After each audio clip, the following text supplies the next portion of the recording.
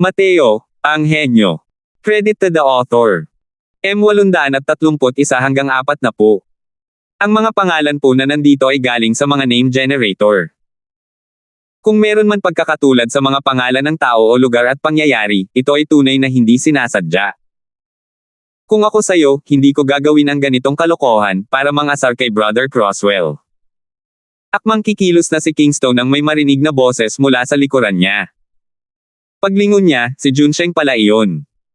Nalungkot ang mukha ni Kingston, at sinabi niya, Junsheng, anong ibig mong sabihin dyan? Huwag mo akong sisihin sa hindi pagbabala sa iyo, kung minamaliit mo si Brother Croswell dahil isa siyang boundless realm, malaki ang mawawala sa iyo. Malamig na sabi ni Junsheng.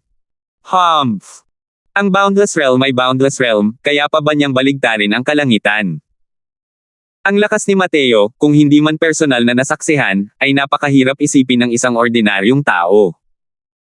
Ang pagganap ni Mateo ng araw na iyon ay lubos na nakapagpapaniwala kay Junsheng. Sa kanyang paningin, si Mateo ay mayroon ng mga kwalifikasyon upang ituring na kapantay ng mga batang Panginoon. Hindi mo na kailangang magsabi ng kalokohan. Kung ano ang lakas ni Brother Croswell, natural lang na malalaman mo pagkatapos mong makapasok sa boneyard. Sa ngayon, mas makabubuti pa rin na huwag nang magsimula ng gulo. Hintayin mong makapasok ka sa boneyard, natural lang na malalaman mo ang pagsisikap ni Brother Croswell. Ang pagsali sa inyong lahat ay isang bagay na hindi mapigilan, sabi ni Junsheng. Tinitigan ng masama ni Kingston si Junsheng at sinabing may malamig na suntok, humph. Aayusin natin ulit ang isyong ito mamaya. Pagkatapos magsalita, lumingon si Kingston pakanan at pakaliwa. Maraming salamat kay Brother Sheng sa pagtulong. Pinagsalikop ni Mateo ang kanyang mga kamay at nakangiting sinabi. Napakabait naman ni Brother Croswell. Sa lakas ni Brother Croswell, wala talagang magagawa sa'yo si Kingston. Ayoko lang na may lumitaw na hindi kinakailangang isyo bago pumasok sa boneyard. Kaya gumawa ako ng hindi kinakailangang hakbang, nakangiting tugon ni Junsheng. Tumanggaw si Mateo, tanda na naiintindihan niya. Kapatid na Croswell, ang 7 dakilang banal na lupain ay nagtipon na. Ano ang dapat nating gawin ngayon? Araw pa rin ngayon, nawala na ang boneyard na iyon. Paano tayo papasok? Lumapit din si Shujie para magtanong. Sabi ni Mateo, magtipon muna kayong lahat. Pagkatapos ng isang ikot ng pagtawag, mahigit 100 katao ang nagtipon sa paligid. Humugot si Mateo ng ilang bowl ang salamin mula sa loob ng kanyang storage ring at inihagis ang mga ito sa ere, casual na nagpakawala ng ilang atake, at direktang nabasag ang mga bowl ang salamin. Nakakalat pababa ang malagatas na puting pulbos, na parang umuulan ng nyebe, binalot ang daan-daang taong nasa loob. Nagbago ang ekspresyon ni Christopher, at sinabi niya, Mateo, anong ginagawa mo? Habang nagsasalita siya, iiwasan niya ang mga palbo na ito. Pareho lang ang reaksyon ng ibang tao sa kanya, lahat sila ay natatakot na baka may balak na kalokohan si Mateo. Kung sino man ang gustong harapin ang mga zombie ng mag-isa, umalis ka na lang. Hindi ako titigil. Isang pangungusap ang nagpatigil sa lahat. Tinamaan ni Mateo ang lahat at malamig na sinabi, ang bagay na ito ay tinatawag na agarwood powder. Mayroon itong napakalakas na epekto ng corrosion laban sa mga zombie at isa rin itong bagay na kinatatakutan ng mga zombie. Sa pamamagitan ng pagtatakip sa katawan, automatikong iiwasan kayo ng mga zombie. Puro ng agarwood talaga yan. Nabalitaan kong napakahirap nitong pinoin. Hindi ko inaasahan na ang Crimson Afterglow ay may ganitong uri ng mahusay na kagamitan. Nabalitaan ko rin dati na matutunaw daw ang mga zombie na mas mababa sa tier 5 kapag nadikitan. Masasabing isa itong masamang balita para sa mga zombie. Nabalitaan ko pa nga na may mas matataas na grado ng agarwood powder na kinatatakutan kahit ng mga corpse venerables at corpse emperors. Magaling! Sa pagkakataong ito, pagpasok natin sa boneyard, sa wakas ay mayroon na tayong karagdagang patong ng proteksyon. Pawang mga martial artist na mula sa mas nakatatanda ang mga ito. Malawak ang kanilang kaalaman at karanasan. Agad na natuwa ang ilang tao nang marinig nilang ito ay agarwood powder. Para makapasok sa boneyard na ito, gumawa rin si Mateo ng sapat na paghahanda nitong mga nakaraang araw. Isa na rito ang agarwood powder.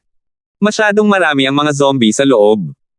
Kung isa-isang papatayin, hindi rin posibleng mapatay ng tuluyan ang isa hanggat hindi sila nauubos ng tuluyan. Para makatipid sa enerhiya ng asensya, natural lang na kailangan iwasan ng isang tao ang mga zombie na ito. Bukod dito, natural din na pinino ni Mateo ang isang malaking batch ng isang kapaki-pakinabang na medicinal pill. Dahil sa suporta ng Crimson Afterglow Holy Land, natural na may katiyakan si Mateo na mapipino rin ang mga bagay na ito. Hindi nagtagal, lumapag ang agarwood powder, at binalot ang katawan ng lahat. Tungkol sa panlilinlang na ito ni Mateo, natural na walang katapusang nagpapasalamat ang lahat.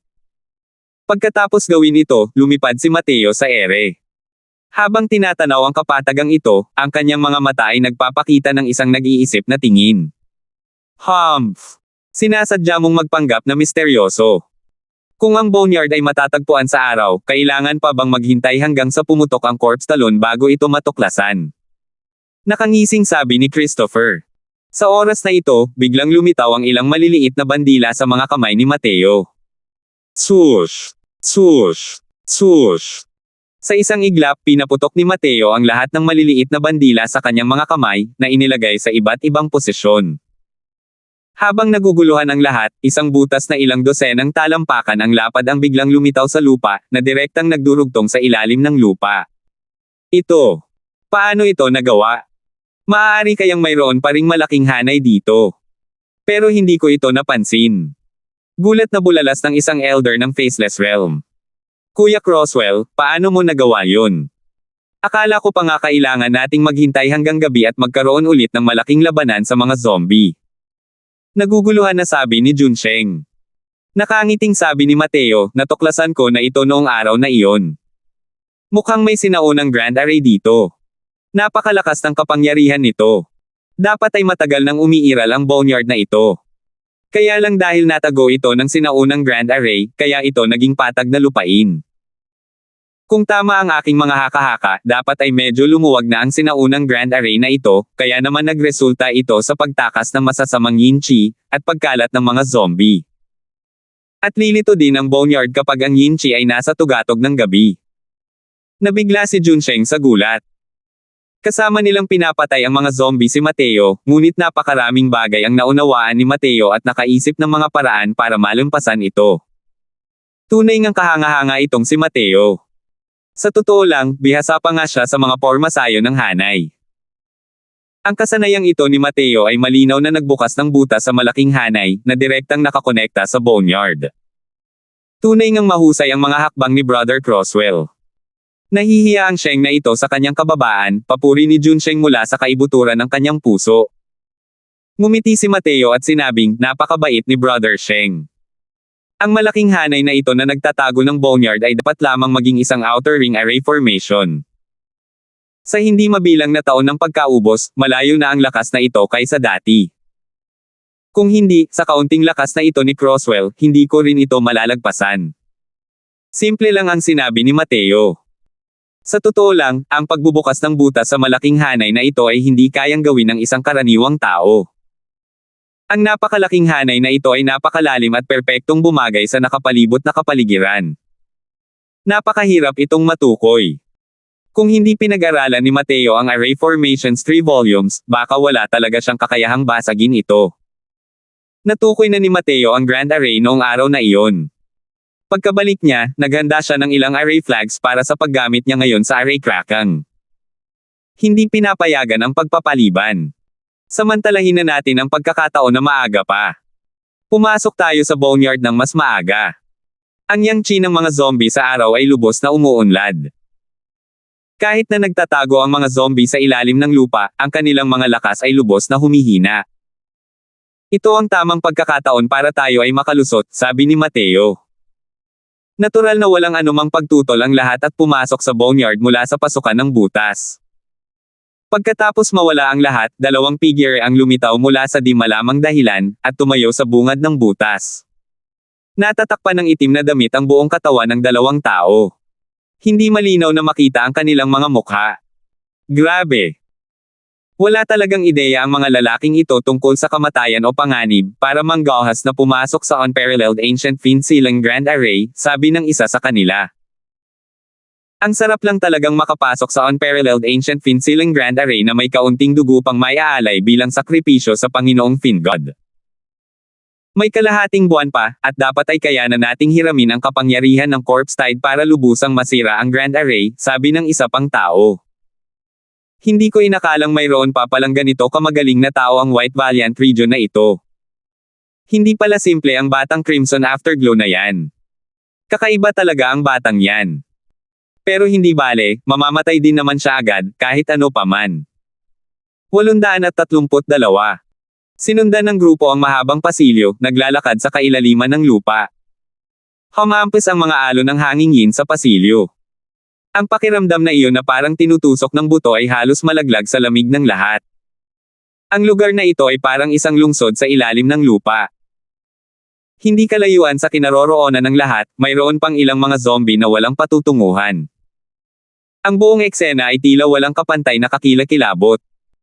Pero ang mga zombie na ito ay malinaw na takot sa grupo ng mga taong ito, lahat sila ay iniiwasan na parang salot. Itong impyernong hukay, hindi nakakapagtaka na magdudulot ito ng napakalaking pagdagsa ng mga bangkay. Kung patuloy itong umiihip ng ganito, pakiramdam ko ay magiging zombie ako. Sa dilim, wala ring ideya kung sino ang sumumpa. Lahat ng salamat sa Agarwood powder ni Young Lord Crosswell. Ang mga zombie na ito na nakakakita sa atin ay parang nakakita ng mga multo, agad na iniiwasan tayo. Kung hindi, sino ang nakakaalam kung gaano karaming mapait na laban ang mararanasan natin sa paglusong sa ilalim ng lupa? Puho! Ikaw ang multo. Puro multo ang buong pamilya mo. Marunong ka bang magsalita o hindi? Kahit medyo nakapangangilabot ang palabas, medyo kumalma ang mga martial artist na ito nang makita nilang hindi rin naman ito masyadong mapanganib. Nagbiro pa sila. Ang pabirong dialogo ay umani rin ng malalakas na tawanan. Binibining Ginoo, bukod sa mga zombie sa lugar na ito, mga zombie pa rin. Saan tayo magsisimula? Biglang nagsalita si Samuel para magtanong. Sabi ni Mateo, narito ang lahat ng mga zombie na nasa mababang antas. Malamang na nasa mas malalalim na lugar ang pinanggagalingan nito. Kailangan lang nating mag-ingat sa paglalakad patungo sa kailaliman. Tiyak na may matutuklasan tayo. Pero bago ito, kailangan muna nating maghanap ng lungga ng Yin Wind para masipsip ni Elder Sister Carla ang matinding Yin Chi. Elder Sister Carla, napakasensitibo mo sa pagdama ng matinding Yin Chi at dapat ay makahanap ka rin ng lungga ng Yin Wind, hindi ba? Nanginginig sa buong katawan si Carla. Malinaw na hindi siya sanay sa madilim at malamig na kapaligiran dito. Ang kanyang Heavenly Terminal Meridian Physique ang pinakagusto niya sa mga lugar na may malakas na Yang Chi. Napakasensitibo niya sa ganitong uri ng madilim at malamig na mga lugar. Ito ay dahil mismo sa ang ganitong uri ng pangangatawan ay hindi nang ahas na makipag-ugnayan sa boneyard, sa ganitong uri ng lupain ng matinding yin. Ngunit, kumilos si Mateo sa kabaligtaran na paraan. Hindi lamang niya dinala si Carla, gusto pa niyang higupin ito upang masipsip ang matinding Yin Chi. Tumanggaw si Carla nang marinig iyon. Itinuro ang isang pasilyo at sinabi, magpatuloy ka sa paglalakad ng mga 10 milya pa sa direksyong iyon, dapat ay mayroong lungga ng hanging yin. Sige, pupunta tayo sa direksyong iyon, sabi ni Mateo. Hey! Ang lamig ng hangin sa katawan tong ate, napakabigat, gumagamit ka pa rin ng matinding Yin Chi para gamutin ito. Mateo, tinutulungan mo ba siya o sinasaktan? Ang ate na ito, ang ating Cloud Watchtower Holy Land, ay mayroong high-rank alchemy venerable powerhouse. Tiyak na mas malakas siya kumpara sa batang ito. Hanggat handa ang ate, handa ang nakababatang kuya na imbitahan siya na kumilos at tumulong sa paggamot sa ate. Sabi ni Christopher na biglang lumapit kay Carla. Hindi alam ni Christopher kung anong sakit ang mayroon si Carla at hindi rin niya alam ang tawag kay Carla na Black Widow. Pero talagang nabighani siya sa hitsura at kaakit-akit ni Carla. Kahit medyo mas matanda si Carla, naipakita niya ang nag-iisang alindog ng isang may gulang na babae mula ulo hanggang paa. Kalimutan na natin si Christopher, isang binata na puno ng sigla at sigla, maging ang mga elder ng Faceless Realm, bawat isa sa kanila ay hindi rin maitago ang kanilang mga matalim na tingin. Sa ganitong kalokohan, ang katawan ni Carla ay walang kapantay na kahinaan. Paano pa rin siya nakakapaglabas ng pang-aakit gaya ng dati? Ngunit ang kanyang kalagayan sa kasalukuyan ay maaaring pumukaw sa pagnanais ng mga lalaki na higit pang protektahan. Nang marinig ang mga salita ni Christopher, pinilit ni Carla na ngumiti at sinabing, "Salamat sa mabuting intensyon ng batang Panginoong Wei.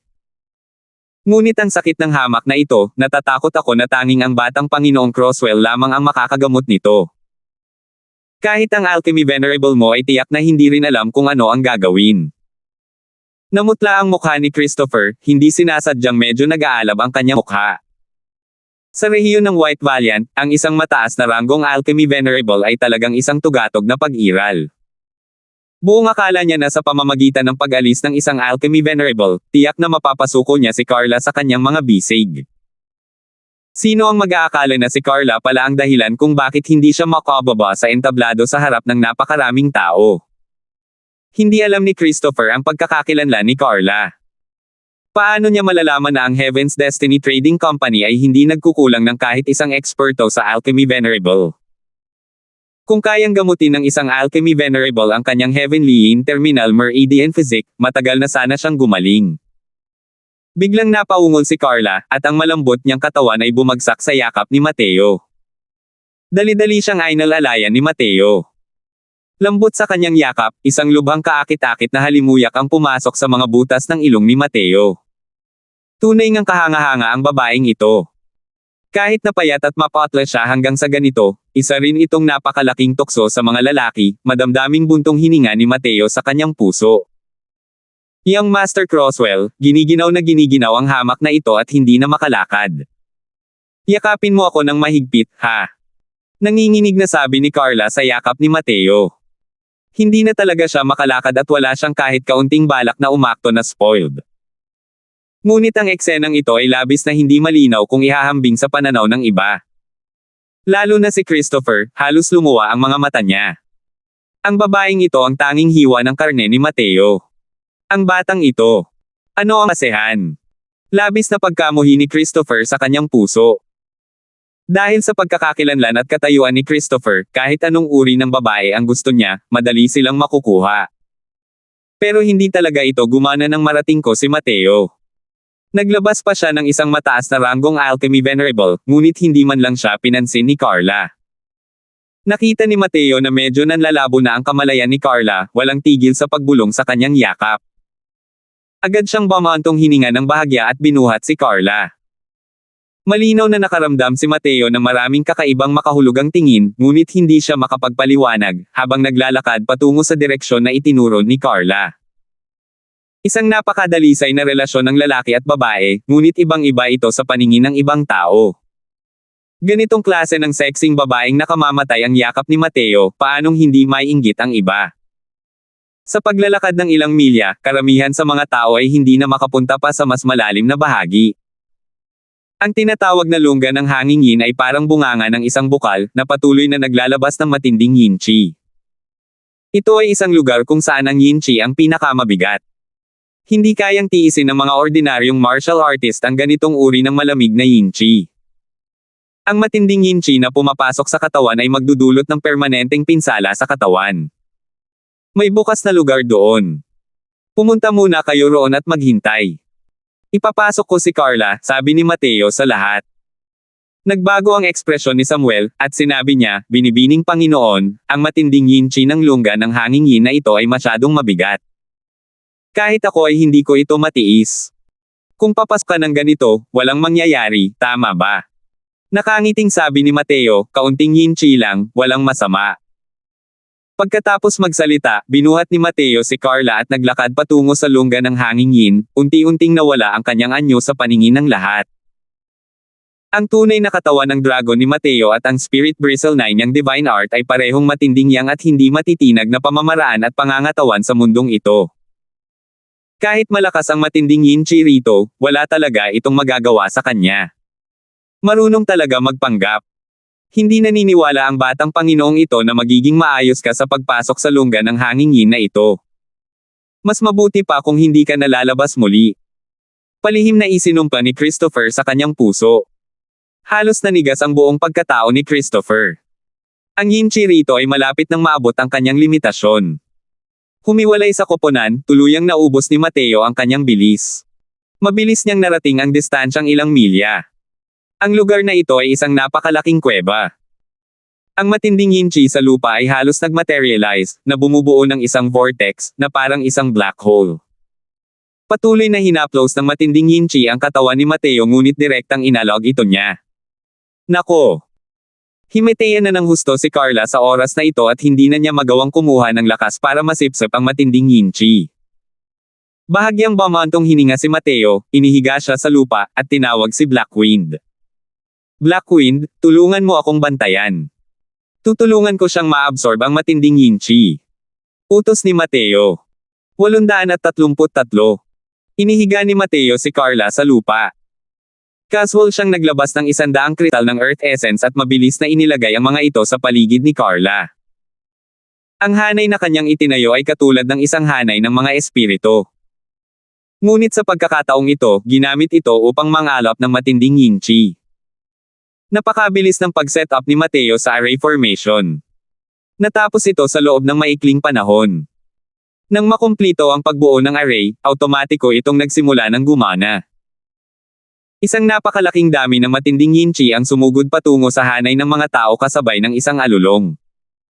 Pero nang makita ni Mateo ang sitwasyon, kumunat ang noo niya. Nawalan na ng malay si Carla at hindi na kayang magkusa na sipsipin ang matinding yin chi. Sa ganitong bilis, puro pinsala lang ang maidudulot nito at walang benepisyo sa kanyang katawan. Kalimutan mo na yan, kapag may ginawa kang pabor sa isang tao, gawin mo na ang lahat. Hayaan mong tulungan kita. Bahagyang tumalon si Mateo, pumasok sa loob ng array formation. Tinulungan niya si Carla na umupo.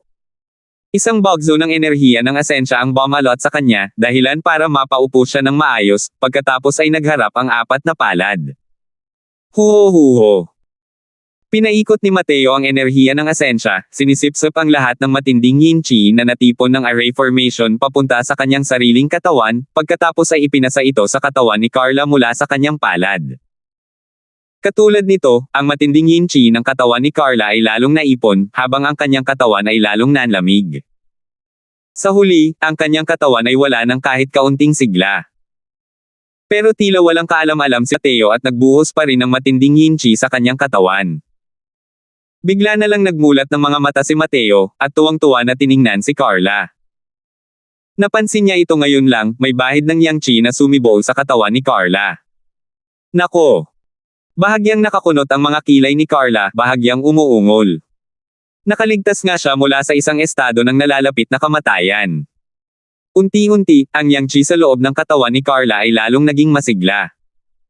Nang unti-unti niyang iminulat ang 2 mata, hindi niya maiwasang magulat sa loob-loob niya. Ginamit talaga ni Mateo ang sarili niyang katawan para maipasa ang matinding yin chi sa kanya. Magdudulot ito ng matinding pinsala kay Mateo. Kalmayan mo ang iyong espiritu at ito ng iyong isip. Ipagpatuloy ang pagsipsip ng matinding yin chi. Kung mayroon kang sasabihin, sabihin mo na mamaya. Para ka nang namatay ng 1 beses. Ang Heavenly Interminal Meridian Physic ay sira na. Sa hinaharap, hindi lamang nito hihilingin ang iyong buhay, gagawin pa nitong mabilis na umuunlad ang iyong cultivation. Ang matinding yin chi na ito ay lubos na kapakipakinabang sa iyong cultivation. Higupin mo ito ng buong lakas, nang makitang nagising si Carla, direktang binawi ni Mateo ang kanyang mga palad at inutusan siya. Biglang bumilis ang tibok ng puso ni Carla. Matapos bahagyang tumango, sinimulan niya ring higupin ang matinding yin chi gamit ang lahat ng kanyang lakas. Tumayo si Mateo at umalis sa hanay ng mga sundalo.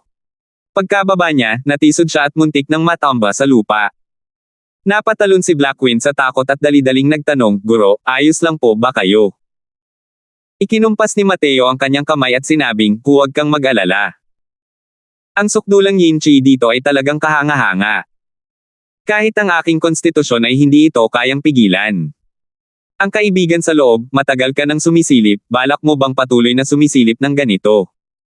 Nawala ng malay si Blackwind. Hindi niya talaga natuklasan na may iba pa pala rito. Isang anino ang bumungad sa kanyang figure mula sa likod ng Yin Grotto. Isa itong nasa katanghaliang gulang na taong nakasuot ng itim na roba. Kung titingnan mula sa labas, ang lalaking nasa katanghaliang gulang na ito ay walang pinagkaiba sa mga ordinaryong tao. Ngunit isang mahinang berdeng liwanag ang lumabas mula sa kanyang mga mata na tila malademonyo. Mukhang naantala namin ang iyong mapayapang paglilinang. Pasensya na, pinagsalikop ni Mateo ang kanyang mga kamay at sinabi. Binuka ng lalaking nasa katanghaliang gulang ang kanyang bibig at sinabing, napakarami mong na-absorb na matinding yin chi at hindi ka naman talaga namatay. Paus ang boses ng lalaking nasa katanghaliang gulang, tuyot ang boses, kaya hindi komportable ang mga tao. Kaunting sukdulang yin chi lang, hindi pa nito kayang kunin ang buhay ko. Pero hindi ko inaasahan na ang yin grotto na ito ay isang grotto pala ng Corpse Venerable. Sabik ang isang ito sa pagliligtas ng mga tao at medyo mapangahas, malamig na sabi ni Mateo. Ang lalaking nasa katanghaliang gulang na ito ay isa palang tier 8 na bangkay na kagalang-galang. Tila bukod sa mga mata, hindi naman siya gaanong naiiba sa mga normal na tao. Ang Yin Grotto na ito ay isang lubhang mapanganib na lugar para sa mga martial artist na tao, ngunit para sa mga Corpse Venerables, ito ay isang napakahusay na lugar ng cultivation. Wala ni isang zombie ang nakita sa paligid. Malinaw na hindi sila nang ahas na lumapit sa lugar na ito, dahil narito ang kuweba ng lalaking nasa katanghaliang gulang sa harap nila. Siyempre, kung ang bangkay na kagalang-galang na ito ay hindi nag-iingat kay Blackwing, malamang matagal na sana siyang gumawa ng paraan para harapin si Mateo.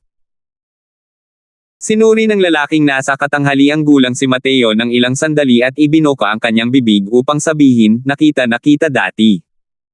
Ikaw ay napakalakas. Oh, mukhang naroon ka rin noong araw na iyon. Hindi ko inaasahan na maaalala mo pa pala ako, medyo nagulat si Mateo habang sinasabi niya. Kaming mga zombie ay sensitibo sa amoy. Kahit na may patong ng agarwood powder sa katawan mo, hindi pa rin may tatago sa akin ang orihinal na amoy, sabi ng kagalang-galang na bangkay. Ang agarwood powder na ito ay naging kapaki-pakinabang laban sa mga low-level na zombie. Ngunit para sa Corpse Venerable na may ganitong ranggo, ito ay umiiral lamang sa pangalan. Nagkibit balikat si Mateo at sinabing, sige, hindi na natin kailangang mag-usap pa. Pero medyo nagtataka ako, ang ilan sa inyong mga Corpse Venerable ay malinaw na matagal nang nandito at hindi kailanman nakikialam sa mga gawain ng mga martial artist na tao. Pero bakit kailangan ninyong kontrolin ang mga low-level zombie na iyon para salakayin ang mga tao sa pagkakataong ito? Nagmuni-muni sandali ang lalaking nasa katanghaliang gulat at ibinuka ang kanyang bibig para sabihin, wala kaming kinalaman. Gayunpaman, hindi ko masabi sa iyo ang dahilan kung bakit. Sige, babaguhin ko ang tanong. Sa loob ng Unparalleled Ancient Fiend-Sealing Grand Array na ito, anong klaseng pag-iral ang naselyuhan?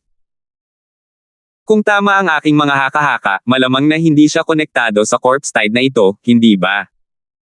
Tanong ni Mateo nang may ngiti na hindi naman talaga isang ngiti. Walang ekspresyon ang mukha ng lalaking nasa katanghaliang gulang. Pero sa pagkakataong ito, halatang gulat na gulat siya sa hula ni Mateo. Sa totoo lang, naunawaan na ni Mateo ang aktual na sitwasyon tungkol sa malaking hanay na ito noong araw na iyon. Ang dahilan kung bakit niya hinaila ang 7 dakilang banal na lupain sa tubig ay upang makahanap ng mas maraming katulong upang harapin ang sitwasyon. Malawakang nagsaliksik si Mateo tungkol sa mga pormasayo ng array. Ang walang kapantay na Ancient Fiend-Sealing Grand Array na ito ay isang napakasikat na Grand Array noong sinaunang panahon. Bukod pa rito, ito ay isang tier 10 Grand Array na tanging mga deity realm powerhouse lamang ang kayang ailagak. Ang isang pag-iral na tinataka ng ganitong uri ng array formation ay tiyak na hindi isang ordinaryong bagay. Nang araw na iyon, malinaw na naramdaman ni Mateo ang pagluwag ng Unparalleled Ancient Fiend-Sealing Grand Array, at naramdaman din niya ang lubhang mapanganib na aura na nagmumula sa loob ng boneyard.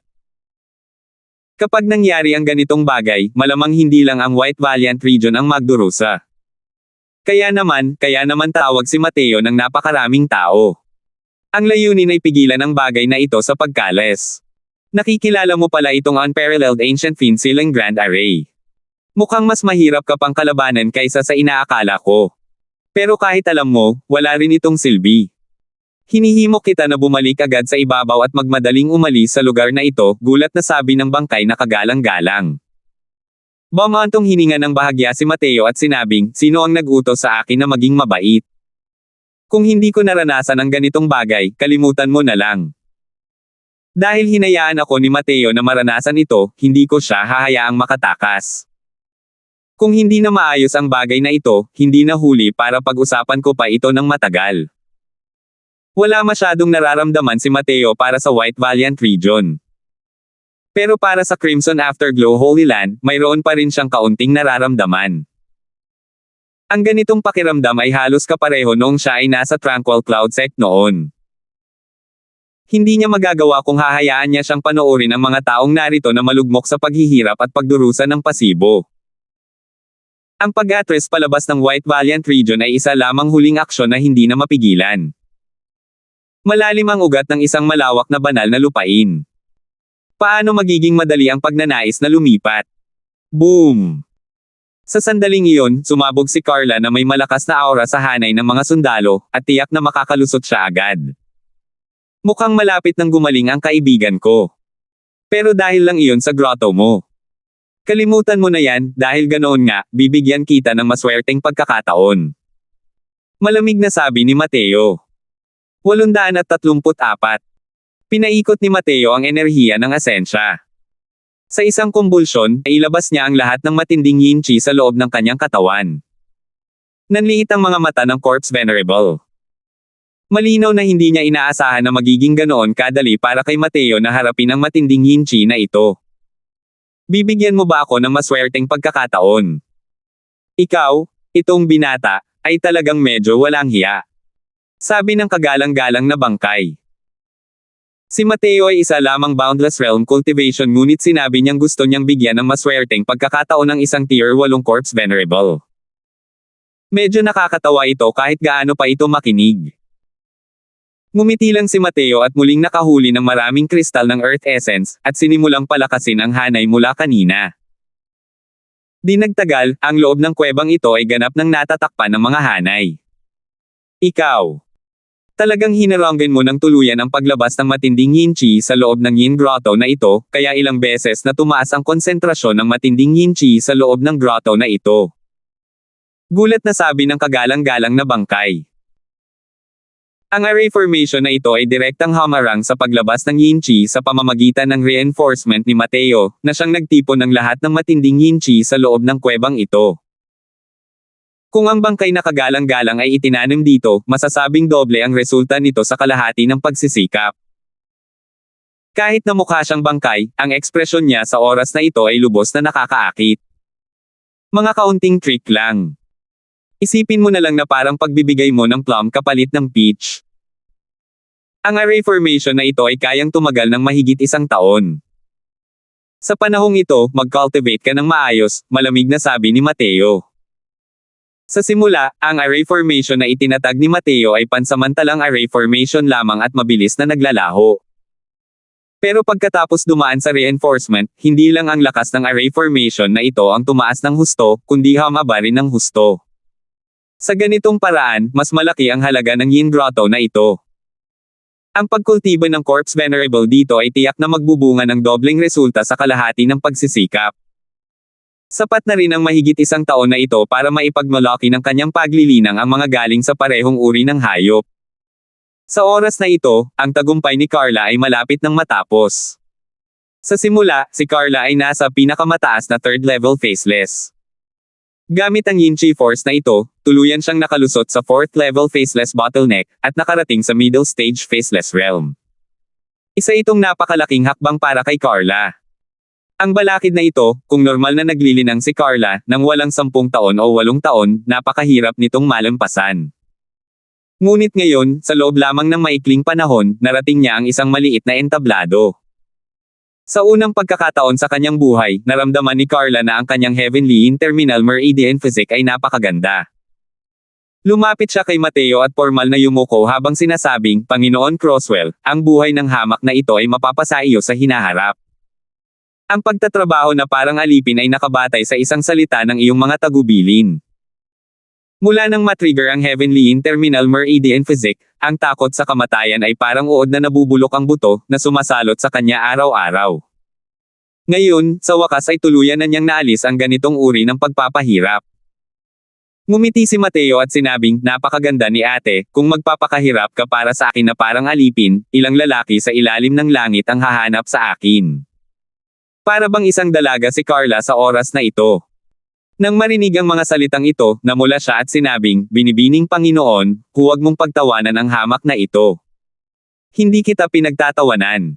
Hindi mo nakita noong kinarga kita papasok, kung anong klaseng ekspresyon ang tinitingnan sa akin ng iba, nakangiting sabi ni Mateo. Sabi ni Carla na puno ng hinanakit ang mukha, ano na naman. Hindi man lang titingnan ng batang Panginoon ang mababang loob na ito. Alam ng mababang loob na ito na siya ay marumi na at hindi sapat para sa batang Panginoon. Pero kung kailangan ng batang Panginoon ang mag-aalaga sa iyo, isang salita lang ang kailangan mo ay sapat na. Masasabing puno ng pagmamahal ang kasalukuyang si Carla. Ibang-iba na ang kanyang pananaw kumpara noong nakilala pa niya si Mateo. Hindi mapang-uyam ang mga salitang ito, kundi mga salitang galing sa kaibuturan ng kanyang puso. Hindi lang talaga gaanong mapayapa at walang inaalala ang kasalukuyang si Mateo. Hindi mo kailangang tretuhin akong parang estranghero, ate. Gabi na, mabuti pang magmadali na tayo, sabi ni Mateo. Ang bakuran na ito ay puno ng mga panganib. Habang umaalis ng matagal, nag-aalala rin si Mateo tungkol sa iba. Pinaalis ng Corpse Venerable na iyon si Mateo gamit ang kanyang mga mata ngunit hindi masyadong nagsalita, direktang pumasok sa loob ng array formation at nagsimulang mag-cultivate. Pagbalik ni Mateo sa lugar kung saan nagpapahinga ang lahat, naramdaman niyang hindi maganda ang atmosfera. Nang tumingin siya sa itaas, marami-rami na palang wawalang tao. Nang makita ni Samuel si Mateo, dali-dali siyang lumapit upang bumati, at sinabing may hindi pagkagusto, bata, hindi alam ni Christopher kung ano ang makabubuti para sa kanya. Naiinip siya sa paghihintay at dinala pa ang mga tao mula sa Sky Mist at isa pang banal na lupain, at tumungo sila sa kailaliman. Sinabi pa niya na sadyang pinaglilihian ng bata ang mga bagay-bagay, pinaantala ang paglalakbay ng lahat dahil sa isang babae. Punong-puno ng galit ang mukha ni Samuel. Malinaw na puno ng galit ang kanyang tiyan dahil sa pakikipagtalo kay Christopher ngayon lang. Bahagyang lumungkot ang ekspresyon ni Mateo, at nagtanong, saan sila patungo? Itinuro ni Samuel ang isang direksyon at sinabing, may 200 daan doon. Nagdala si Christopher ng mga tao at pumasok sa koridor sa kaliwa. Sinundan ni Mateo ang direksyon ni Samuel at tumingin sa paligid, at hindi niya napigil ang mawala ng malay ng ilang sandali. Mula nang pumasok siya sa boneyard, palagi na siyang sumusulong kasunod ng direksyon ng Unparalleled Ancient Finsilang Grand Array. Pero ang direksyon na dinaanan ni Christopher ay nagkataong nasa kabilang panig ng malaking hanay. Hindi rin ginagarantiya ni Mateo kung ano ang kanilang makakasalubong. Tutal, kakaiba ang boneyard na ito. Normal lang ang anumang panganib na lumitaw. Hindi talaga takot sa maladyos na kalaban, takot lang sa malababoy na mga kasamahan sa koponan. Sa sandaling iyon, biglang lumapit si Junsheng at sinabi kay Mateo, kapatid na Crosswell, maraming tao ang iniwan ni Christopher. Matagal ko ring hinimok ng may pait, pero ayaw niyang makinig. Sa ganitong lugar, mas makabubuti para hindi tayo magkahiwa-hiwalay. Sa palagay ko, habulin natin sila. Nag-isip sandali si Mateo at naramdaman niyang makatwiran din ang sinabi ni Junsheng. Tumanggaw siya at sinabing, sige. Bilasan ninyo ang inyong mga hakbang, aabutan natin sila sa lalong madaling panahon. Sinundan ng grupo ng mga tao ang mga yapik ni Christopher, unti-unting pumasok sa kaibuturan nito. Binibining Ginoo, habang tumatagal, tila paliit ng paliit ang mga zombie. Habang naglalakbay, ang mga nakapalibot na zombie ay paliit ng paliit. Sa ngayon, halos wala ng zombie sa koridor. Natuklasan din ni Mateo ang ganitong kakaibang sitwasyon at seryosong sinabi, mukhang may makapangyarihang nilalang sa hinaharap. Kahit ang mga zombie na ito ay medyo maingat din. Kung hindi posible na lumiit ng lumiit ang bilang ng mga zombie na ito. Nagbago ang ekspresyon ni Junsheng, at sinabi niya, hindi ba ibig sabihin yan ay maaaring malagay sa panganib si Christopher anumang oras? Tumanggaw si Mateo ngunit hindi masyadong nagsalita. Ngayong nangyari na ito, wala nang naitulong ang anumang reklamo pa sa sitwasyon. Inutusan niya ang lahat na bilasan ang kanilang takbo at nagpatuloy sa paghabol patungo sa kailaliman. Matapos ang ilang panahon ng paglalakbay, natuklasan ng lahat na wala ng mga figure ng zombie sa paligid. Walang laman at malungkot ang buong koridor sa loob, napakatahimik, na sa halip ay nagpaparamdam ng hindi pagkamapakali sa mga tao. Habang naglalakad sila, may biglang sumigaw, "Tingnan ninyo, parang may mga tao roon." Sa harap, mayroon ngang isang taong bumagsak sa lupa. Lumapit ang lahat para tingnan. Ang taong iyon ay nakasuot ng eksaktong kasuotan ng Sky Mist Holy Land. Isa itong martial artist ng Heaven Enlightenment Realm. May kaunting impresyon pa rin si Mateo sa taong ito. Pero para na siyang patay na tao sa oras na ito. Lumapit si Mateo para mag-imbestiga ng kaunti. Ang taong ito ay halos patay na. May mga sugat sa buong katawan niya, ang kanyang kalagayan ay napakasama, halos pinagpira-piraso ng isang taong may sunod-sunod na mga espada. Wala nang buo na bahagi sa kanyang katawan. Nagbago ang ekspresyon ni Junsheng nang makita niya ang sitwasyon at sinabing, "Maaari kayang may iba pa rito sa ilalim ng lupa." Kung titingnan ang mga sugat sa kanyang katawan, dapat ay dulot ito ng mga talim at espada. Hindi dapat marunong gumamit ng mga talim at espada ang mga zombie na iyon, tama ba? 835. Sa daan, nakatuklas sila ng maraming bangkay. Lahat sila ay pinagpira-piraso ng mga atake mula sa mga espada at pagkatapos ay namatay. Tiyak na mga tao ang may gawa nito, hindi mga zombie. Walang duda, ang grupo ng mga tao ni Christopher ay nahaharap sa panganib. Mag-ingat kayong lahat. Utos ni Mateo. Nabihag ni Christopher ang tatlong martial artist ng banal na lupain. Hindi mahina ang kanilang lakas. Ngunit napakaraming tao pa rin ang namatay. Maliwanag na hindi rin pangkaraniwan ang panganib na kanilang kinaharap. Hindi ito binaliwala ng lahat ng marinig nila iyon, at maingat na nagmasid. Kuya Croswell, mukhang may mga taong nag-aaway sa unahan. Si Christopher kaya yan. Biglang sabi ni Junsheng. Narinig din ni Mateo ang mga tunog ng labanan sa unahan. Tumanggaw siya at sinabing, "Malamang. Dal-iyan natin." Binilisan ng grupo ng mga tao ang kanilang mga yabag at naglakad palapit kasunod ang mga tunog ng labanan. Hindi man masyadong malayo ang kanilang nilalakbay, nakita nga nila ang mga mukha ni Christopher. Kasalukuyan silang nasa isang mahirap na labanan. At ang kanilang kinakalaban ay isang malaking grupo ng mga sundalong kalansay. Ang mga sundalong kalansay ay may hawak na mahahabang sable na parang production style at para silang isang hukbo. Ang lakas ng mga kalansay na sundalong ito ay napakalakas. Hindi nagkukulang ang ilan na may lakas na tier 8. Bukod pa rito, napakarami nila, at napalibutan na nila si Christopher ng mga oras na ito. Nakakalungkot ang pagkatalo ng tatlong banal na lupain na ito. Kung hindi pa rin sila nakarating sa tamang oras kay Mateo, malamang natuluyan na silang malipol.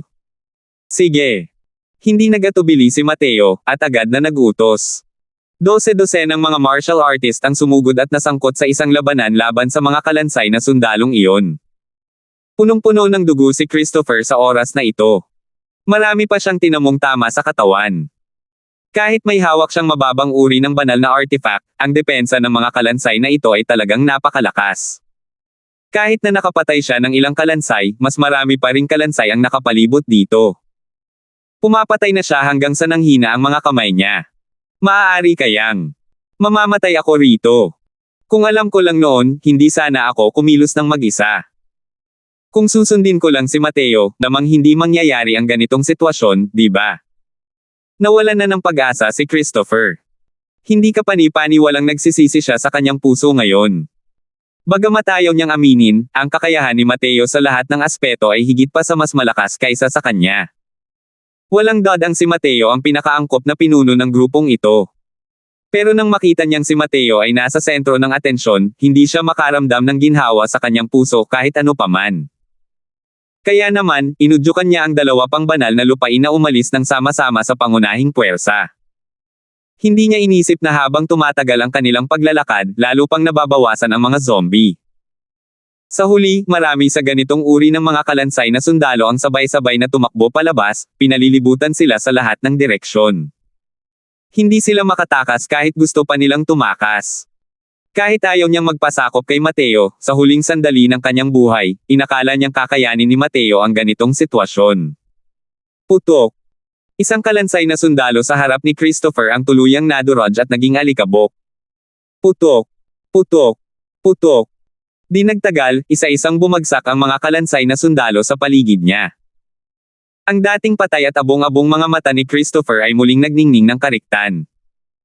Isang figure ay nakahalin tulad ng isang Diyos na bumaba ang nagbigay sa kanya ng panibagong pag-asa. Ngunit nang makita niya ng malinaw ang figurang iyon, hindi niya maiwasang magpakita ng gulat na ekspresyon. Mateo. Siya. Pumunta talaga siya para iligtas ako. Sa sandaling ito, nakaramdam si Christopher ng matinding kabalintunaan. Pinahirapan niya si Mateo sa lahat ng aspeto at sumama pa sa iba pang tatlong martial artist ng banal na lupain. Ngunit sa huling sandali, ang nagligtas sa kanya ay si Mateo. Hindi siya pinansin ni Mateo at agad nagtungo sa ibang lugar. Kasabay ng palitan ng suntok na ito, bahagyang nagbago rin ang ekspresyon ni Mateo. Ang mga kalansay na ito ay hindi talaga nakapagdepensa. Bulag lang silang sumugod sa offense iba. Ang lakas ng kanilang mga kalansay ay mas matibay pa kaysa sa mga high-grade na profound artifact. Ang mga tier 8 na kalansay na iyon, ang kanilang mga katawan ay maihahambing pa sa mga low-grade na holy artifact. Mahirap para sa mga ordinaryong talon at espada na makapinsala sa kanila. Napakakaunting mababa ang uri ng banal na artifact para sa rank 9 Holy Lands. Sa mga martial artist na ito na naroroon, tanging ang 7 Young Lords ng Holy Lands at isang maliit na bilang ng mga Elder ng Faceless Realm ang may mababang uri ng banal na artifact. Hindi sila maaaring magdulot ng anumang nasa salat na pinsala sa mga kalansay. Hindi mahina ang lakas ng grupo ng mga tao ni Christopher. Hindi nakakapagtaka na mapapahamak sila sa isang mapait na labanan. Black Wind, lumabas ka. Sigaw ni Mateo. Umugang ng malakas si Black Wind. Umungol. Umungol si Black Wind at direktang tinapakan ng isang kalansay gamit ang isang paa. Narating na ni Black Wind ang bingit ng pagbabagong anyo bilang isang dragon. Ang lakas ng kanyang malalaman na katawan ay hindi gaanong naiiba kumpara sa isang tunay na dragon. Sa katunayan, mas malakas pa ito kaysa sa mga kalansay na ito. Black Wind, ikaw na ang bahala sa mga tier 8 skeleton na yan. Utos ni Mateo. Oo. Natanggap ni Black Wind ang utos at sumugod patungo sa grupo ng mga kalansay na parang isang karwaheng pandigma, at nakipaglaban sa mga kalansay na tier 8. Karapat-dapat si Black Wind na magkaroon ng tunay na dugong dragon. Ang kanyang lakas sa pakikipaglaban ay kahanga-hanga hanggang sa nanindig ang balahibo ng mga tao. Ang kanyang napakalaking kuko ay maihahambing pa nga sa mga banal na artifact. Sa ilalim ng isang pagtama ng kuko, maging ang mga kalansay na tier 8 ay nadurog. Sa lahat ng martial artists, si Mateo lang ang nakakasabay sa bilis ni Black Wind sa pagpatay sa kalaban. Ang mga tier 7 skeleton na iyon ay hindi kayang tumanggap ng kahit isang suntok sa ilalim ng kamao ni Mateo. Minsan nang nabali ni Mateo ang espada ni Harvey sa isang suntok lamang. Makikita kung gaano kalakas ang kanyang malalaman na katawan. Bukod pa rito, isinama ni Mateo ang sinaunang buto ng dragon sa kanyang braso at araw-araw na pinipino. Ang kanyang kamao ang pinakamalakas na bahagi sa kanyang buong katawan, parang diamante ng isang pamutol ng salamin. Kahit na mas malakas pa ang mga buto ng mga kalansay na ito, hindi rin posible na maging mas malakas pa kaysa sa buto ng sinaunang dragon. Sa pagdaragdag ng 2 taong ito, mabilis na nagbago ang sitwasyon ng labanan. Ang mga kalansay na sundalo sa paligid ng 3 martial artist ng banal na lupain ay mabilis na nalipol. Nang maaga mula sa bingit ng kamatayan, ang 3 martial artist ng banal na lupain ay sumabog sa isang malakas na hiyawan. Ngunit sa kasalukuyan, ang mga nasawi sa 3 martial artist ng banal na lupain ay mahigit kalahati na. Masasabing malalaking pagkalugi ito. Putok. Habang naghihiyawan ang lahat, isang figure ang biglang lumipad palabas, malakas na tumama sa mga dingding na kuweba. Itinuro ni Junsheng si Christopher at umungol sa hindi mapigil ang galit. Napakaraming martial artist ang namatay dahil naiinggit ka sa mga mas may kakayahan kaysa sa iyo. Masaya ka na ba ngayon? Biglang tumahimik ang paligid. Nawala rin ang hiyawan, tanging ang galit na saway ni Junsheng ang narinig. Ikaw, itong hanggal na ito, iniisip mo ang iyong sarili na hindi nagkakamali. Bilang batang Panginoon, inilalagay mo ang sarili mong mga nasasakupan sa isang mapanganib na sitwasyon. Ano ang iyong intensyon? Ikaw mismo ang tumingin sa kanila, dahil sa katawa-tawang pagmamataas mo, muntik na silang mamatay dahil sa iyo. At namatay din si Kingstone dahil sa iyo. Kung makakalabas ka, paano mo planong magbigay ng pananagutan sa Sky Mist Holy Land? Napakadelikado ng boneyard na ito, ngunit tinatrato mo ito na parang laro ng bata. Talagang naghahanap ng kamatayan. Hindi kalayuan, naroon ang bangkay ni Kingstone na nakakagulat. Siya ay tinaga hanggang sa mamatay dahil sa sunod-sunod na mga espada ng mga kalansay na sundalo. Ang batang Panginoon ng Sky Mist Holy Land ay talagang namatay ng kaawa-awa rito. Sumulyap si Christopher para lamang makita ang bawat isa sa tatlong martial artist ng banal na lupain na puno ng mga sugat, ang kanilang mga mukha ay tila pagod na pagod. At lahat ng ito ay salamat sa kanya. Natuklasan ni Christopher na ang tatlong martial artist ng Holy Lands ay nakatingin sa kanya ng may matinding titig. Lalo na ang mga martial artist ng Sky Mist Holy Land na nagnanais na sana ay agad silang lumapit at patayin siya. Maging ang mga martial artist ng Cloud Watchtower Holy Land ay labis na nadismaya kay Christopher. Pagkatapos ng aksidenteng ito, sa wakas ay nalaman na nila ang kahalagahan ni Mateo. Ang sitwasyong hindi nila kayang harapin ng todo, naayos agad ni Mateo pagdating niya. Ang mga kalansay na ito ay napakalakas, ngunit hindi nila kayang tiisin kahit isang suntok sa harap ni Mateo. Isa itong ganap na pagkakaiba sa lakas. Ako. Pasensya na. Nabulunan si Christopher. 836. Pasensya na. Hey, kaya bang pagalingin ng paghingi ng tawad ang mga nasasakupan mo? Kaya bang gamutin ng paghingi ng tawad ang mga sugat sa kanilang katawan? Isa ka talagang gago na hindi na matutubos. Umabot na sa hangganan ang pagtitiis ni Junsheng kay Christopher. Sa pagkakataong ito, sa wakas ay sumabog na siya. At sa pagkakataong ito, sa wakas ay lumuha si Christopher dahil sa pagsisisi.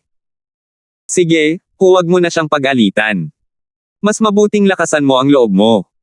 Hindi pa tapos ang lahat. Mukhang nakapukaw tayo ng galit sa isang pambihirang tao ngayon. Biglang sabi ni Mateo na may mapanglo na ekspresyon. Nagbago ang mga mukha ng lahat ay hindi sigurado kung ano ang ibig sabihin noon. Malinaw na naubos na ang lahat ng mga kalansay. Ano pa kaya ang panganib na mayroon? Tumingin ang lahat kay Mateo, ngunit natuklasan nilang kasalukuyang nakatingin si Mateo sa pasukan ng pasilyo. Sa sandaling nakita ito ng lahat, hindi nila maiwasang mabahala ng husto. May isa pang kalansay na naroon dahil alam na ng Diyos kung kailan. Isa lang. Hindi umimik ang kalansay na iyon. Tahimik lang itong nakaupo sa pasukan ng kuweba. Sa ilalim ng kamay nito, nakahawak ito sa isang mahabang espada. Guro, kailangan mong mag-ingat. Hindi masusukat ang kanyang lakas. Malamang na hindi rin niya kapantay si Blackwind. Biglang nagsalita si Blackwind. Ang mga sinabi ni Blackwind ay nagdulot ng malaking pagkabigla sa lahat. Isa siyang magaling na lahi ng dragon na nasa ilalim ng bilog na tier 8, pero inamin niya sa sarili niya na hindi siya ang katapat ng kalansay na ito. Kung gayon, hindi ba't kailangang umabot sa tier 9 ang lakas ng kalansay na ito? Bahagyang tumanggo si Mateo at sinabi sa lahat kayo, umalis na sa kuwebang ito. Tumalikod kayo, bilasan ninyo. Nagbago ang ekspresyon ni Junsheng, at sinabi niya, Kuya Crosswell. Relax ka lang, aabutan kita, malamig na sabi ni Mateo. Ang tingin ni Junsheng ay nagpakita ng isang komplikadong ekspresyon, at sinabi niya, mag-ingat ka, Kuya Crosswell. Tara na. 12 ng mga martial artist ang mabilis na umalis sa kuwebang ito sa pangunguna ni Junsheng. Sa bakanteng kuweba, tanging sina Mateo, Blackwind, at ang kalansay na nasa kabilang panig lamang ang natitira. Nasa iyo, naroon ang aura ng Vast Heaven Steel. Gumalaw ang bibig ng kalansay na iyon at talagang bumukas ang bibig para magsalita. Nang magsimula itong magsalita, nagulat si Mateo. Ang Vast Heaven Steel ay hinigop niya sa kanyang katawan. Hindi ito napansin ng mga ordinaryong tao. Ngunit ang kalansay ay talagang naglantad ng katotohanan sa isang komento lamang. Mukhang ang hindi paggalaw ng kalansay na ito sa buong oras ay malamang dahil sa Vast Heaven Steel. Kung hindi, kung iwawagayway niya ang isang saber, malamang walang makakatagal dito. Nakikilala ba ni Senior ang Vast Heaven Steel? Hindi ito itinanggi ni Mateo at sa halip ay sumagot ng isang tanong. Siyempre, alam ko yan. Ang dating may-ari ng Vast Heaven Steel ay isa sa mga pinuno ng sangkatauhan. Mabagal na sabi ng kalansay. Dating may-ari. Si Senior Fang Tian kaya ang tinutukoy ni Senior. Nagtatakang tanong ni Mateo. Ngunit umiling ang kalansay at sinabing, Fang Tian. Mukhang ang Vast Heaven Steel ay nakapagpalit na ng ilang henerasyon ng mga may-ari. Hindi ko rin alam kung gaano na ako katagal nakatulog dito. Pero simula nang makuha mo ang Vast Heaven Steel, mukhang dumating na naman ang panahon para sa malaking kalamidad ng Divine Realm. Naging balisa ang ekspresyon ni Mateo. Mukhang mas matagal pa ang panahon ng kalansay na ito bago siya namatay kaysa sa inaasahan niya. Bukod pa rito, ang pagkarinig sa kahulugan ng mga salita ng kalansay ay tila isang masamang akala lamang ng mabuo ang Vast Heaven Steel. Sa paggunita sa mga karanasan ni Fang Tian na nabanggit ni Long Teng noon, tila totoo nga ito. Na ang anumang Heavenly Fin God ay parang isang napakalakas na nilalang kapag narinig. Kung hindi dahil kay Fang Tian, malamang, hindi magiging ganito ang sitwasyon ng Divine Realm ngayon. Ngayong lumipas na ang 50,000 taon, isa na naman kayang ikot ng samsara. Ngunit hindi ipinaliwanag ni Long Teng ng detalyado ang tungkol sa mapang wasak na malaking laban ng iyon 50,000 taon na ang nakalilipas at hindi na rin isiniwalat ang iba pang mga bagay. Hindi rin alam ni Mateo ang mga partikular na pangyayari. Maliban na lang, tila may mga agos na dumadaloy sa banal na kaharian. Maaari kayang may kaugnayan ito sa malaking kalamidad na binanggit ng kalansay. Senior, anong klaseng malaking kalamidad ang makakaharap ng Divine Realm? Posible kayang may kaugnayan ito sa Unparalleled Ancient Fin Sealing Grand Array na ito. Ayon sa alam ni Junior, ang Unparalleled Ancient Fin Sealing Grand Array na ito ay isa ring napakalakas na array formation noong Ancient Era.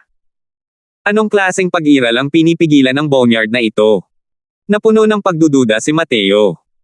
Dahil kilala mo na ang Unparalleled Ancient Fin Sealing Grand Array na ito, bakit ka pa rin nagdala ng napakaraming tao sa loob? Sa kasalukuyan, lumuwag na ang Grand Array. Mapapabilis ng bagay na iyon ang pagkabasag ng selyo pagkatapos makakuha ng napakaraming blood feed. Sabi ng kalansay. Nagbago ang ekspresyon ng mukha ni Mateo nang marinig niya iyon. Maikli niyang ikinwento ang mga pangyayari sa panahong ito. Nanatiling tahimik ang kalansay matapos itong marinig. Ilang sandali lang ay ibinuka niya ang kanyang bibig at sinabing, nahirapan ka. Mahina lang talaga ang iyong lakas. Wala ring pinagkaiba ang pagpasok. Ngayon lang, kung hindi dahil sa naramdaman mong Vast Heaven Steel, mga patay na sana kayong lahat. Kalmado ang mga salita ng kalansay, na parang may pinag-uusapan na hindi naman dapat banggitin. Blackwind ang malaking bilog na ito ng Tier 8, wala siyang pakialam sa kanya. Hindi pinagdudahan ni Mateo ang mga salita ng kalansay na ito. Tiyak na isa siyang walang kapantay na makapangyarihang tao noong nabubuhay pa siya. Kahit kalansay na lang ang maiiwan sa kanya ngayon, ang pakiramdam na ibinigay niya sa kanya ay lubhang mapanganib din. Maliban na lang sa minamaliit ng isang kalansay, wala ring magawa si Mateo. Kahit na ginagawa na ni Mateo ang lahat para palakasin ang kanyang lakas, hindi pa rin ito sapat para tingnan. Sa pagharap sa ganitong uri ng ancient class powerhouse, kahit na lumipas ang hindi mabilang na libu-libong taon, hindi pa rin siya kayang tapatan. Ilabas ninyo sila. Malapit nang ipanganak ang Diyos na ito. Hindi ninyo siya mapipigilan. Ano ba ang ginagawa ng mga makapangyarihang nilalang na yan sa deity realm, para hayaan kayong mga sanggol na yan na mamatay? Malungkot na sabi ng kalansay. Natigilan muli si Mateo nang marinig iyon at bumaantong hininga, Senior, ang divine daw ng divine realm ay lumiit na sa zero sa loob ng mahigit 100,000 taon. Mula noon, wala nang mga powerhouse ng divine realm. Ano? Nabawasan at halos wala nang malay ang divine daw.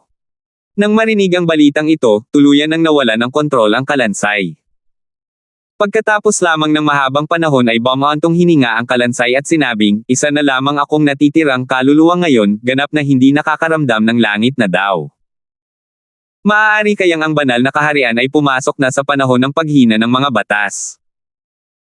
Kalimutan mo na iyon, patay na ako sa loob ng ilang taon at hindi ko na rin kayang pakialaman ang mga bagay-bagay pagtapos ng aking kamatayan. Kaunting lakas na lamang ang maibibigay ko. Bahagyang nagulat si Mateo sa kanyang puso. Sa pagitan ng mga linya ng mga salita ng kalansay na ito, lahat ng ito ay nagpapakita ng kapangyarihan ng Diyos-Diyosan na pinipigilan ng lugar na ito. Kapag may ganitong pag-iral na sumiklab, sino ang makakaalam kung anong klaseng sakuna ang mararanasan ng Divine Realm? Senior, wala na bang paraan? Walang gana na sabi ni Mateo. Noon, ang nagselyo sa Diyos ng Diablo gamit ang walang kapantay na sinaunang Fin-Silang Grand Array na ito ay ang may-ari ng Vast Heaven Steel. Isa siya sa mga pinuno ng sangkatauhan, at kahit siya ay walang kakayahang patayin ang Diyos ng Diablo na ito. Maiisip mo ang kanyang kapangyarihan.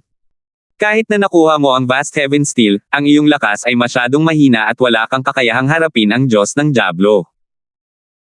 Bukod pa rito, sinabi mo na may isang taong sadyang nagpapahina sa walang kapantay na sinaunang Fin-Silang Grand Array. Malamang, makakatakas siya agad, sabi ng kalansay. Walang maisip si Mateo kung gaano kalakas ang may-ari ng Vast Heaven Steel na tinutukoy ng kalansay. Ngunit sigurado siya na bilang pinuno ng sangkatauhan noong panahong iyon, ang lakas ng may-ari ng Vast Heaven Steel ay talagang napakalakas. Kahit siya ay walang paraan para patayin ang Diyos ng mga demonyo. Makikita kung gaano kalakas ang taong ito. Nag-isip sandali si Mateo at sinabing, ayon sa sinabi ni Senior, ang Diyos ng mga demonyong ito ay naselyuhan na sa loob ng ilang 10,000 taon. Malamang, ang kanyang lakas sa kasalukuyan ay maliit na bahagi na lamang.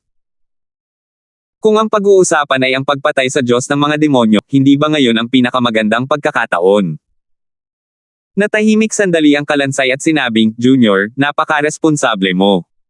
Pero imposibleng ikaw ang katapat niya. Nasa iyo ang Vast Heaven Steel, mas mabuting linangin mo ito sa lalong madaling panahon. Sa ganoong paraan, baka may pagkakataon pa ring patayin ang Fin God. Pero matigas ang ulong umiling si Mateo at sinabing, gusto ni Junior. Subukan. 837. Ugong. Bigla na lang, nagsimulang manginig ang buong mundo. Nagbago ang ekspresyon ni Mateo. Ang panginginig na ito ay malinaw na nagmula sa direksyon ng unparalleled ancient Fin-Silang Grand Array. Nagsimula na ba? Mukhang oras na rin para umalis ako. Junior, ang mga bagay sa hinaharap ay ipagkakatiwala sa iyo. Sa iyo, nakita ko ang anino ng may-ari ng Vast Heaven Steel. Mag-ingat ka, sabi ng kalansay, pagkatapos ay lumingon pakanan at pakaliwa. Bahagyang madilim ang ekspresyon ni Mateo, at tumalikod siya at umalis din. Nang makitang ligtas na nakalabas si Mateo, lahat ay nakahinga ng maluwag. Kuya Croswell, napakabuti naman at maayos ka lang. Wala akong ideya kung ano ang nangyari sa ilalim ng lupa, para kahit ang lupa ay manginig. Isa pa, ang mga zombie na ito ay bumabaha patungo sa ilalim ng lupa na parang tubig tabang, medyo nag-aalalang sabi ni Junsheng. Seryoso ang ekspresyon ni Mateo habang sinasabi niya, isang Diyos ng mga demonyo ang nasusupol dito sa ilalim ng lupa, na ang lakas ay napakalakas. Ang mga zombie na ito ay malamang na nilikha ng mga tao na may layuning salakayin ang malaking hanay. Ngayon, ang malaking hanay na ito ay nagdusa ng napakalaking epekto. Malapit nang makalaya ang Diyos ng mga demonyo. Diyos ng mga demonyo. Sa mundong ito, totoo kayang may lahi ng mga demonyo. Hindi naman, di ba? Ang magpahayag na isa kang demonyo, hindi ba't parang isang maladietiral na pag-iral iyon? Nagbibiro ka ba? Kapag may lumitaw na ganyang klaseng pag-iral, sino sa Divine Realm na ito ang maaaring maging katapat niya? Bibuti pa'y bilasan na natin at umalis. Ang mga salita ni Mateo ay nagdulot ng matinding takot sa 7 martial artist ng banal na lupain. Maraming martial artist ang hindi na nakapagpigil ng kanilang sarili, gusto nang umalis sa kalokohang ito. Kaharian ng mga Diyos, ito ay isang kaharian na hinahangad ng lahat ng martial artist. Ito rin ay isang kaharian na kinatatakutan ng lahat ng martial artist. Sa pagharap sa mga malalakas na puwersa ng deity realm, hindi lahat ay may ganitong klaseng lakas ng loob. Para sa mga martial artist sa panahon ng paghina ng mga batas, ang deity realm ay katumbas ng kawalan ng kakayahang magagapi. Lahat, ang Diyos ng Diablo na ito ay tinatakan sa loob ng ilang 10,000 taon ng malaking hanay. Napakalaki ng kanyang pagkawala ng lakas, at ito ay isang magandang pagkakataon para sa atin upang patayin siya. Kapag nakalaya na ang Diyos ng Diablo, kapag nakabawi na siya ng kanyang lakas, ang banal na kaharian ay tiyak na ilulubog sa isang kalaliman ng pagdurusa. Hinihiling ko sa lahat na tumulong sa crosswell na ito at lipulin ang Diablo na ito. Ikinuyom ni Mateo ang kanyang mga kamao at sinabi sa lahat. Nanginginig ang dalawang binti ni Christopher. Bigla siyang sumigaw, Mateo, alam mo na pala na may demonyong naninirahan dito sa ilalim ng lupa noon pa. Kapag sumiklab ito, ang iyong Crimson Afterglow Holy Land ang unang magpapusa ng bigat, kaya gusto mo kaming hilahin, ang 6 na iba pang pamilya, lahat sa tubig, di ba? Hahaha, nagkunwari ka pang marangal, sinasabing para ito sa konsiderasyon ng 7 banal na lupain. Ikaw, itong taong ito, ay isang mapagkunwari na nagpapanggap na isang taong may mataas na moralidad. Nang marinig na malapit nang makawala ang Diyos ng halimaw, labis na natakot si Christopher sa kanyang puso. Sa ganitong sitwasyon, nakasanayan niyang ibinibigay ang lahat ng sisi kay Mateo. Lalo lang talagang pinalala ng mga salita niya ang takot sa puso ng lahat. Medyo naging hindi pala kaibigan ang kanilang mga titig nang tumingin sila kay Mateo. Dahil lamang sa presensya ni Blackwind kaya sila nagpigil ng husto. Sa ilalim ng ganitong uri ng kawalan ng pag-asa na sitwasyon, higit sa lahat, maaari nitong ipakita ang puso ng mga tao. Malamig na ngiti ang sinabi ni Mateo, sa nakikita mo, maliit na White Valiant region lang ang makikita mo. Kapag sumugod na ang Fiend God, sino sa buong Divine Realm ang makakapigil sa mga yabag niya? Nagbago ang mga mukha ng lahat ay nakaramdam ng pressure na nagmumula sa isa't isa. Sa pag-iral ng Diablo, ang Divine Realm ay tiyak na magiging magulo, at ang unang makakaranas ng matinding pinsala ay ang White Valiant region. Lahat kayo, huwag kayong makinig sa mga reklamo niya. Hindi niyo naman sasabihin ngayon na pumunta kayo sa ilalim ng lupa para sa kapakanan ng katwiran ng sangkatauhan, di ba? Wala akong pakialam, aalis na ako. Isa yang demonyong yan. Sino sa inyo ang gustong mamatay, umalis na kayo. Pagkatapos magsalita, isinama niya ang mga natitirang martial artist ng Cloud Watchtower Holy Land at agad na umalis. Mukhang nahihirapan si Shujiya at lumapit din kay Mateo at sinabing, kapatid na Crosswell, hindi kayang labanan ang Diyos ng mga demonyo.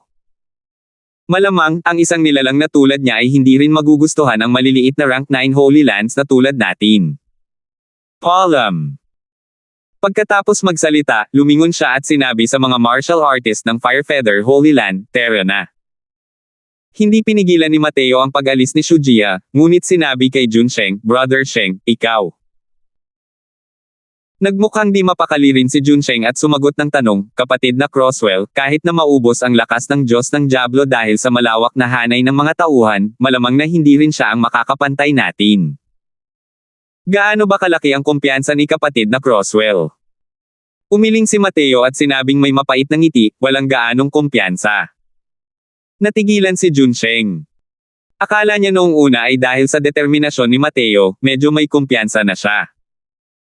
Pero ngayon, mukhang naguguluhan na si Mateo. Kuya Crosswell, hindi ba't ganito ang pagsubok sa kamatayan? Sulit ba? Tanong ni Junsheng. Ngumiti si Mateo at sinabing, walang sulit o hindi, kundi gusto o ayaw.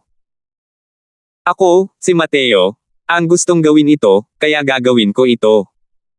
Ganoon lang kasimple. Natulala na naman si Junsheng. Kung may magandang prinsipyong kakausapin si Mateo sa kanya, tiyak na tatalikod ito at aalis. Pero kinilabutan si Mateo sa mga sinabi niya. Ang tunay na lalaki ay naghahanap lamang ng malinaw na kamalayan kapag gumagawa ng mga bagay-bagay. Sino ba ang nagmamalasakit sa kanyang reputasyon bago at pagkatapos ng kanyang kamatayan? Sige. Kuya Crosswell, ako, si Junsheng, ay sasamahan kang magpakabaliw ngayon. Humarap muli si Junsheng at sinabi sa mga martial artist ng Soaring Rainbow Holy Land, bagamat ako ang batang Panginoon ng Soaring Rainbow Holy Land, sa usapin ngayon, hindi ko kayo pipilitin. Kung sino man ang gustong manatili, ako, si Junsheng, ay malugod na tinatanggap. Kung sino man ang gustong pumunta, hindi ko rin hahadlangan ang daan. Sa totoo lang, wala talagang kinikimkim na pag-asa si Mateo sa mga taong ito ngunit hindi niya inaasahan na pinili pala talaga ni Junsheng na manatili. Ganito rin ang saloobin ni Mateo sa Crimson Afterglow Holy Land. Sa huli, pinili pa rin ng mga martial artist ng Crimson Afterglow Holy Land na manatili. Ngunit ang iba pang 3 banal na lupain, iilang tao lamang ang natira. Ang bilang ng mga taong naiwan sa huli ay mahigit 20 katao lamang. Sa kanila, mahigit kalahati ay mga martial artist ng Crimson Afterglow Holy Land. Pero ang bilang na ito ay higit na lumampas sa inaasahan ni Mateo. Sa pangunguna ni Junsheng, isang elder ng Faceless Realm ang nanatili pa para sa Soaring Rainbow Holy Land. Ate Carla, hindi ka ba sasama? Nahirapan ka bago mo nagawang gamutin ang iyong Heavenly Interminal Meridian Physique? Kung may makatagpo kang anumang aksidente dito, hindi ba't kasalanan iyon ni Mateo? Mula simula hanggang katapusan, si Carla ay nakatayo sa likod ni Mateo, hindi nagsalita, at hindi rin gumalaw sa harap ng alinman ng mga ito. Nang marinig niya ang tanong ni Mateo ay saka lamang ngumiti si Carla at sinabi na ng mababang tao na ito noon, sa hinaharap, sa iyo ang buhay na ito. Bukod pa rito, sa totoo lang, ang kasalukuyang batang Panginoong Crosswell ay talagang banibighani ang mababang tao na ito hanggang sa mamatay. Puno ng paghanga ang mga mata ni Carla. Ang tingin niya kay Mateo ay parang pagtingin niya sa kanyang kasintahan. Sabi ni Mateo nang may nanunuyang ngiti, sa iyo ang buhay mo, wala kang kinalaman sa akin. Delikado na talaga ito sa pagkakataong ito. Wala akong sigurado. Mas mabuting umalis ka na lang, ate. Ngumiti lang si Carla ngunit wala siyang balak na gumalaw. Walang magawa si Mateo at hindi na makapilit pa. Ugong. Mas lalong lumakas ang mga pagyanig sa ilalim ng lupa. Sa pasilyo sa ilalim ng lupa, nagsimulang kumalat ang mga manipis na itim na chi sa buong lugar. Nagbago ang ekspresyon ni Mateo, at sinabi niya, napakalakas na malademonyong chi. Tunay na karapat-dapat na maging isang Diyos ng mga demonyo. Dahil nasiliwan ng maraming taon ng unparalleled ancient fin ceiling grand array, kaya pa rin niyang sumabog ng may ganitong kalakas na malademonyong chi. Mukhang malapit nang makalaya ang Diyos ng mga demonyo. Bilasan na natin at umalis na. Hindi pa nakakawala ang Diyos ng demonyo at nakapagpakalat na siya ng napakalakas na malademonyong chi. Dahil dito, lalong nag-alala ang lahat. 838. Swoosh! Swoosh! Swoosh! Ilang dosenang figure ang mabilis na lumabas mula sa pasilyong ginawa ni Mateo. Para saan ang pagpapanggap na bayani ng sangkatauhan? Ayos lang kung ikaw mismo ang hahanap ng kamatayan, tapos gusto mo pa kaming kaladkarin para maging dahilan ng pagkatalo. Ganun na lang ba kadaling maging bayani? Mangingisda para sa katanyagan at papuri. Dumura ni Christopher sa pasukan. Malakas niyang sinabi ang mga salitang ito at hindi niya iniwasan ang mga mata at tainga ng lahat. Sa sandaling lumabas ang mga salita, lahat ay tumingin ng may pagmaliit. Kung hindi dahil kay Mateo, ilang beses ka nang namatay. May kakayahan ka pa ring magsalita ng sarkastiko rito. Ang pagiging walang hiya sa antas mo ay maituturing ding isang uri ng kaharian. Sabi ni Shujie nang may malamig na ngiti. Kahit wala siyang lakas ng loob na harapin ang Diyos ng mga demonyo, lubos pa rin niyang hinangaan ang pagpili ni Mateo. Bukod pa rito, ilang beses ngang nailigtas ni Mateo ang lahat. Ito ay isang hindi maikakailang katotohanan. Shujie, huwag kang magsalita na parang napakataas mo, hindi ba't tumakbo ka rin? Anong karapatan mong magkomento tungkol sa akin? At saka, kayong mga yan. Bawat isa sa inyo ay nakatingin sa akin ng may ganitong ekspresyon para saan? Kung may kakayahan kayo, bumaba kayo. Sigaw ni Christopher. Sa ilalim ng paulit-ulit na mga suntok, tuluyan nang nawala ng balanse ang isip ni Christopher.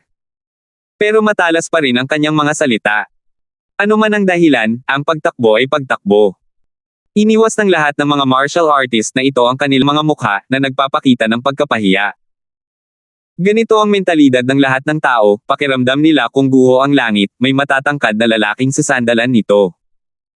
Ang Diyos na isinilang ay dapat na ang mga makapangyarihang Divine King na lalabas upang harapin ang kalaban. Anong responsibilidad at tungkulin ang mayroon sila upang harapin ang ganitong uri ng panganib? Ang mga tulad ni Mateo ay walang dod ang mga gamo-gamo na lumilipad papunta sa apoy. Makukutya pa nga sila ng mga tao, tulad ni Christopher. Wow! Ang buhay na buhay naman. Hindi ba kayo pumasok? Bakit ang bilis niyong lumabas? Pinahihirapan niyo ako ng ganito. Biglang may narinig na nakakatakot na boses, dahilan para mataranta ang lahat. Biglang lumitaw ang 2 taong nakasuot ng purong itim na damit. Hindi talaga nila ito natuklasan bago ito. Medyo malungkot ang ekspresyon ni Shujia, sino kayo? Nagpapakitang gilas kayo rito, hindi ba ninyo alam na malapit nang ipanganak ang Diyos ng mga demonyo? Nagpalitan ng tingin ang 2 taong nakaitim at hindi mapigil ang matawa ng kakaiba. Isa sa kanila ang nagsabi ng malakas, nagkaroon ng Diyos ng demonyo. Siyempre alam namin. Dahil pinalaya na namin ang Diyos ng demonyong ito.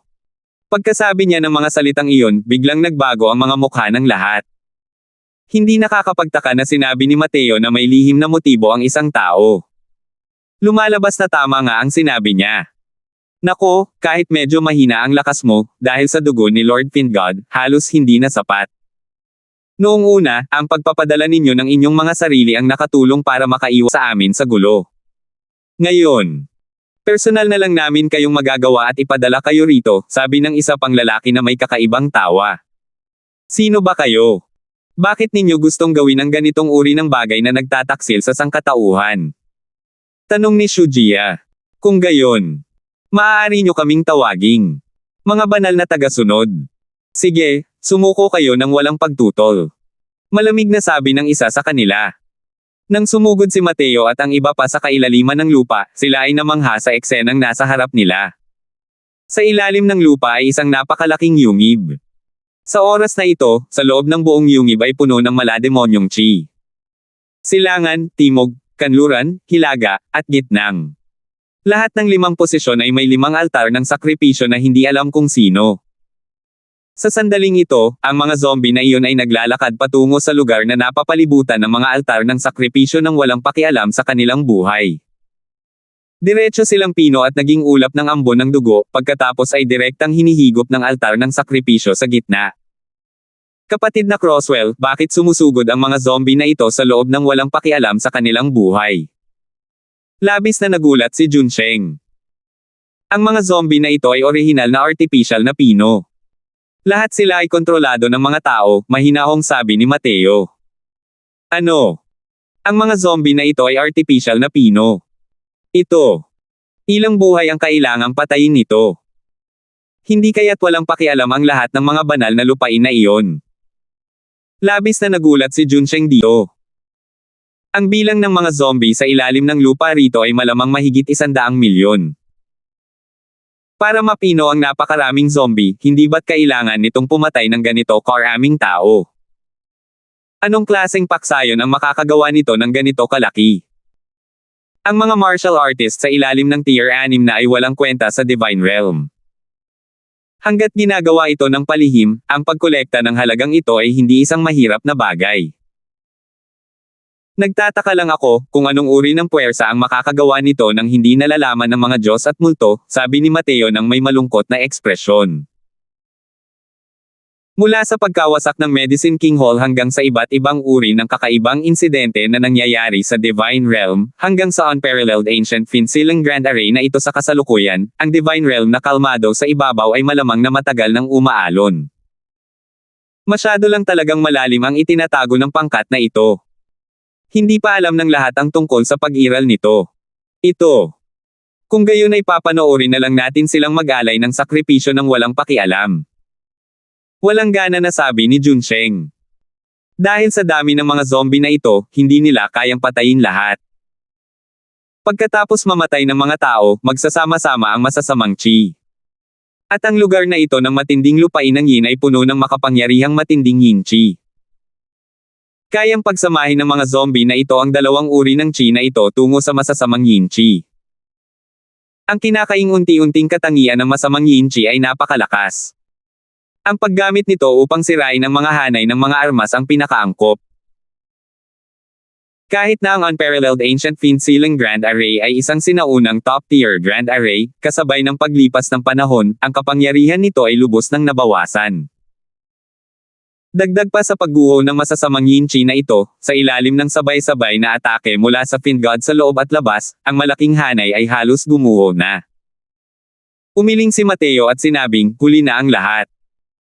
Maliban na lang kung mayroon pang mga powerhouse ng deity realm sa mundong ito, walang paraan para mapalakas ang Unparalleled Ancient Fiend Sealing Grand Array na ito. Kung hindi, kahit patayin pa natin ng tuluyan ang mga zombie na ito, wala rin itong maitutulong. Ang pag-iral ng Fiend God ay isang hindi mapigil ang kalakaran. Huminga ng malalim si Junsheng at hindi niya maiwasang mag-alala tungkol sa sitwasyon ng Divine Realm sa hinaharap. Sa banal na kaharian, tungkol sa mga paglalarawan ng lahi ng demonyo, umiiral lamang ito sa mga alamat. Sa ilang sinaunang talaan lamang nito paminsan-minsan binabanggit ang lahi ng demonyo. Ang malawak na kontinenteng ito ay palaging nasa ilalim ng pamamahala ng sangkatauhan at ng mga demonyo. Ayon sa alamat, noong panahon ng kawalan, ang sangkatauhan at ang lahi ng demonyo ay minsang nakipaglaban sa isang napakalaking digmaan. Noong una, inakala nilang mga alamat lamang ang mga ito, ngunit hindi nila inakala na totoo pala ang mga ito. Kung naaayon ito sa kung paano ito isinasalaysay ng mga sinaunang tala, ang sangkatauhan at ang lahi ng demonyo ay mortal pa ring magkaaway. Malamang, ang sangkatauhan ay talagang malulubog sa paghihirap at pagdurusa. Sabi ni Junsheng. Umiling si Mateo at sinabing, ang lahi ng mga demonyo ay hindi lamang isang alamat. Noon pa man ay umiiral na sila sa Divine Realm. Hindi lang sila kilala ng mga tao. 50,000 taon na ang nakalilipas, may isang taong nagsabing isa siyang Heavenly Fiend God na umugong at umiral. Sa kasamaang palad, nakasalubong niya ang isang henyo sa martial artist mula sa sangkatauhan at binugbog hanggang sa tumakas siya at nagtamo ng matinding pinsala. Nabigla si Junsheng sa gulat. Ngayon lang niya nalaman na ang banal na kaharian ay mayroon pa ring mga sikreto. Sa edad lang ni Mateo, paano niya nalaman ang ganitong klaseng sikreto? Talagang hindi maintindihan ng mga tao ang mga sikretong ito ni Mateo. Kapatid na Crosswell, kung gayon ay tititigan na lang ba natin ng walang ekspresyon ngayon? Hihintayin pa ba natin na umiral ang Diyos ng mga demonyo? Tanong ni Junsheng. Paano nangyari yan? Magpahinga ka muna rito at mag-rehab sandali, ako na ang mag-aayos ng porma sayon. Tumalon si Mateo at nagsimulang maglibot sa loob ng kuweba. Di nagtagal, isang malawakang hanay ng mga tauhan ang unti-unting nagkaroon ng panimulang anyo.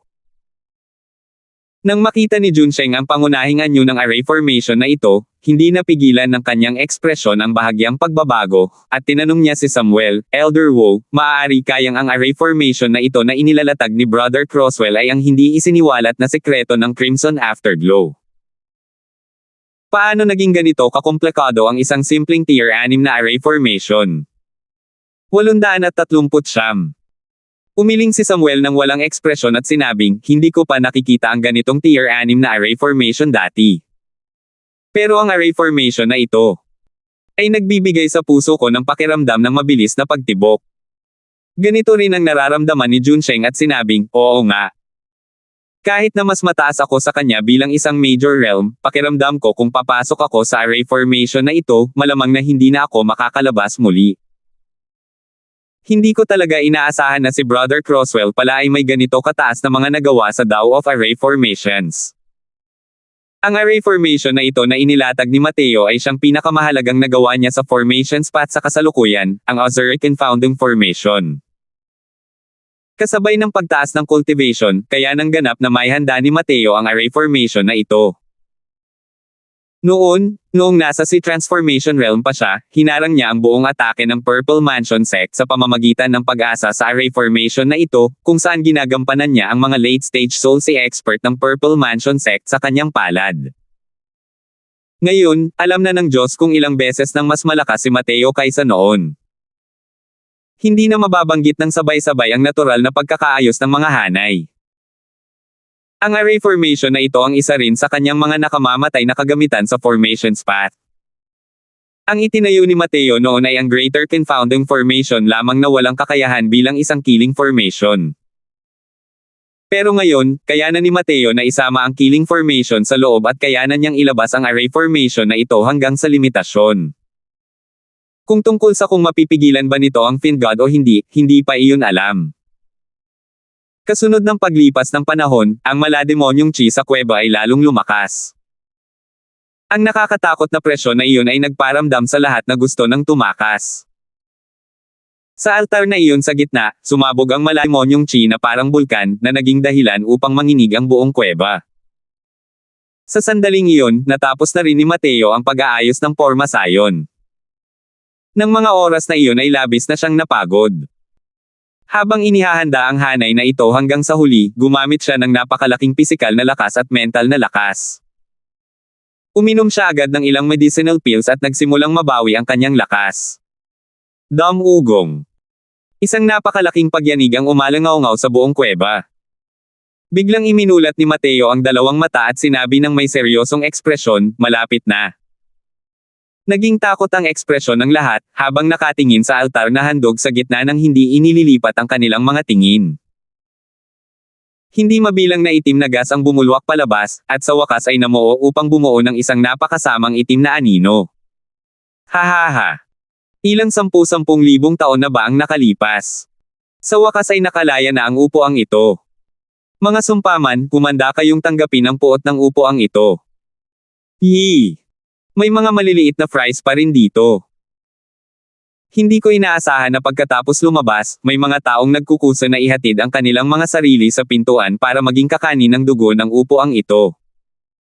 Ang itim na anino ay naglabas ng isang mahina at malalim na boses, na parang mga alon ng mahinang kulog. Ang itim na anino ay hindi nagbigay ng anumang paliwanag, at dumiretso sa direksyon ni Mateo sa isang sorpresang pag-atake. Boom! Isang bola ng itim na gas ang direktang tumama sa katawan ng lahat, na naging parang ulap ng dugo ang grupo ni Mateo. Hahaha. Sumisip-sip ako. Plano pa lang ng demonyong sipsipin ang masa ng ambon ng dugo nang bigla siyang may matuklasan na mali. Mukhang minamaliit ko ang grupo ng mga basurang ito, para hayaang mahulog ang upuang ito sa isang ilusyonaryong hanay nang hindi ko namamalayan. Hehe, naglalaro ng tagwan. Ang ganda ng mood ng upuang ito ngayon. Sasamahan ko kayong lahat sa paglalaro. Pinagmasdan ng Diyos ng demonyo ang paligid at sinimulang hanapin ang mga figure ni Mateo at ng iba pa. Sa hanay ng mga tauhan, lahat ay may natitirang takot. Medyo nanginginig si Junsheng sa pagbabalik tanaw habang sinasabi niya, kapatid na Crosswell, salamat sa iyong array formation. Kung hindi, malamang napatay tayo ng demonyong ito sa isang palitan lang. Sabi ni Mateo nang may mapanglo na ekspresyon, hindi ko talaga inaasahan na kaya pa palang mapanatili ng Diyos na ito ang ganitong lakas matapos makulong ng ilang libong taon ng unparalleled ancient Fiend Grand Array.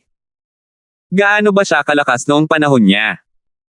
Bagamat naiwasan ng lahat ang atake ng Fiend God ngayon lang sa pamamagitan ng pag-asa sa Ozuric Confounding Formation, ang kapangyarihan ng Fiend God ay malalim pa ring nakatatak sa isipan ng lahat.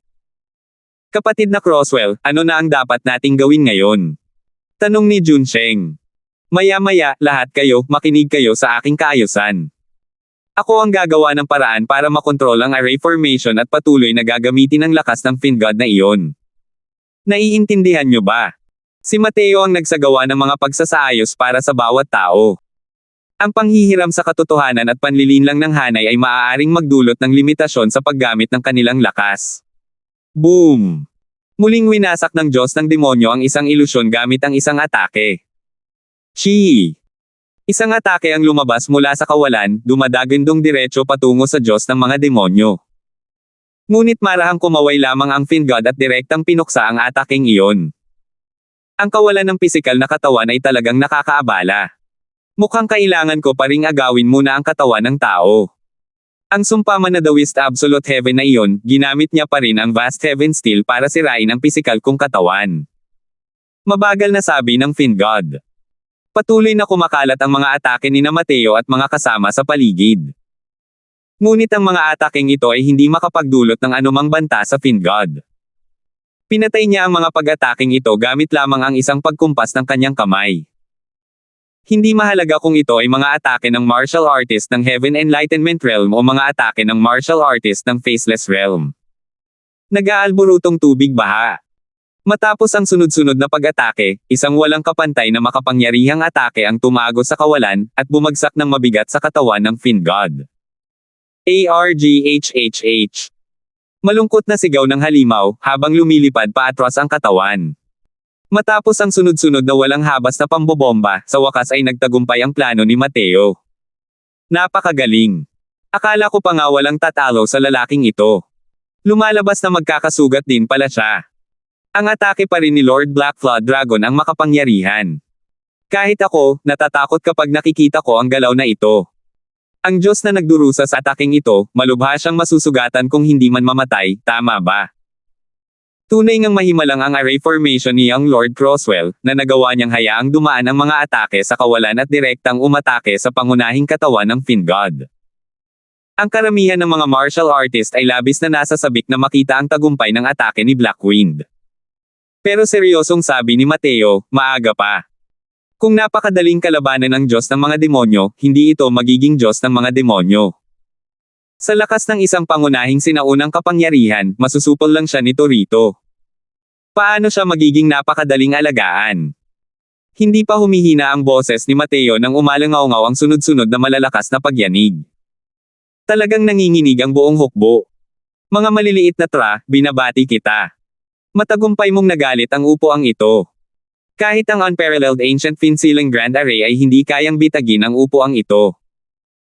Isa lamang itong kasuklam-suklam na ilusyonaryong hanay, gusto kong makita kung ilang beses nitong kayang tiisin ang mga atake ng upuang ito. Ang boses ng Diyos ng halimaw ay dumaan sa tainga ng bawat isa, na ikinagulat ng lahat. Putok, putok, putok. Tila nabaliw ang Diyos ng Diablo, walang tigil na binomba ang malaking hanay.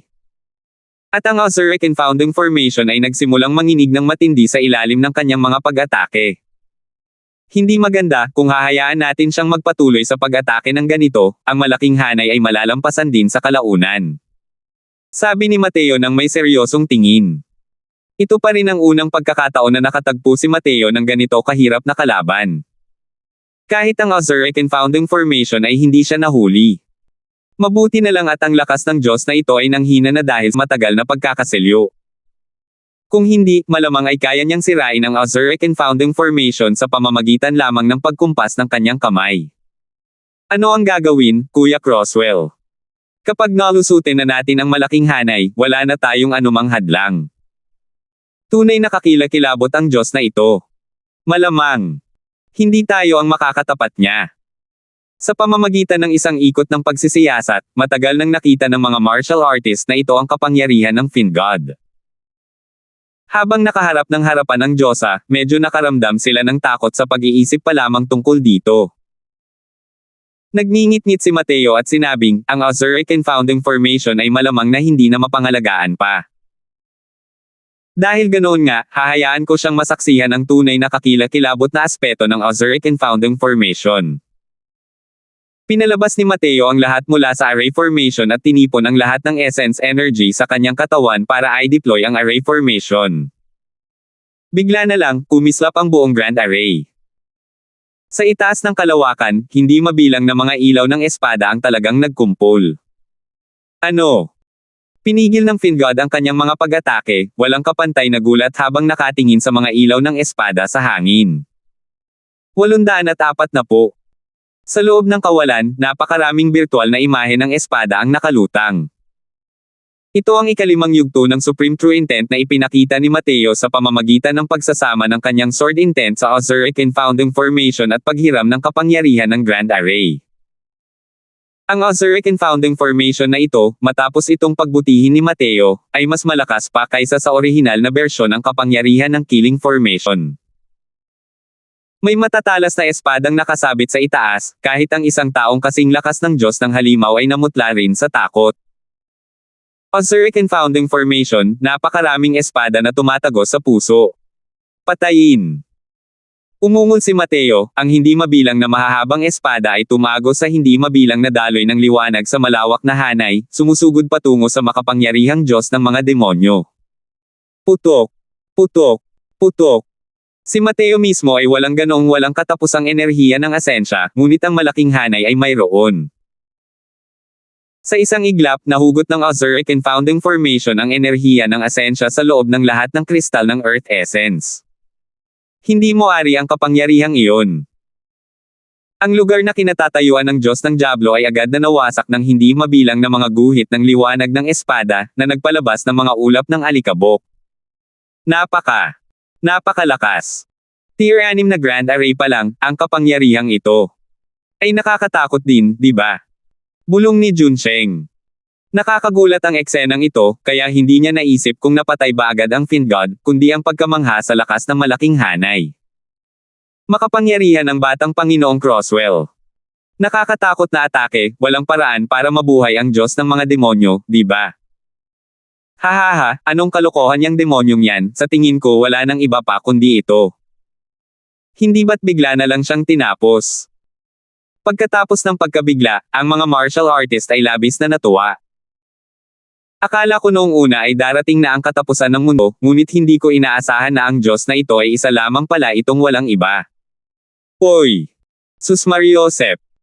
Dahan daw ang lumapag ang figure ni Mateo sa harap ng lahat, seryosong sinabi, mag-ingat kayong lahat. Hindi madaling mapatay ang Diyos ng mga demonyo. Kung wala ang proteksyon ng Grand Array, direktang makakalaban natin siya. Hindi mapigil ang mabilawkan ang lahat sa tuwa. Kahit ang ganitong kakilakilabot na pag-atake ay hindi kayang patayin ang Diyos ng mga demonyo. Ito. Hindi pwede, di ba? Uos. Bang! Nagkaroon ng panlalabo sa paningin ng lahat. Hindi pa sila nakakabawi ng kanilang mga katinoan ng isang madilim na anino ang dumating sa harap nila.